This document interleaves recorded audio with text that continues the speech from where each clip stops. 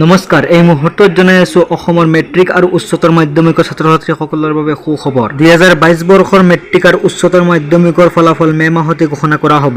মে মাহৰ তৃতীয় বা লাষ্ট সপ্তাহত মেট্ৰিকৰ ফলাফল ঘোষণা কৰা হ'ব। তাৰ মাজতে আৰম্ভ হৈছে ছাত্ৰ-ছাত্ৰীসকলৰ মাজত বিতৰ্ক।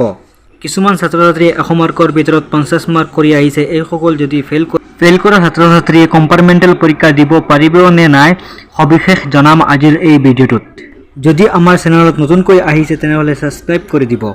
এইবাৰৰ মেট্ৰিক আৰু উচ্চতৰ মাধ্যমিকৰ পৰীক্ষাৰ ফলাফল বিভিন্ন সূত্ৰৰ পৰা জানিব পৰা মতে 90% বা ইয়াতকৈ অধিক শিক্ষাৰ্থী পৰীক্ষাত পাছ কৰিব।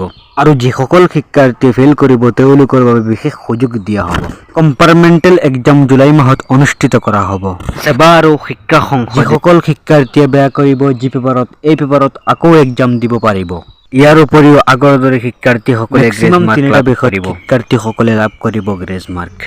একোখন পেপাৰত মেক্সিমাম 5 মাৰ্কতকৈ অধিক শিক্ষাৰ্থীসকলে গ্ৰেছ মাৰ্ক লাভ কৰিব। আৰু এটা বিশেষ সুযোগ দিয়া হৈছে ছাত্ৰ-ছাত্ৰীসকলৰ বাবে। যিটো পেপাৰত শিক্ষাৰ্থীসকল ফেইল কৰিব সেইটো পেপাৰত শিক্ষাৰ্থীসকল ৰিচেক কৰিবৰ কাৰণে সুযোগ দিয়া হ'ব।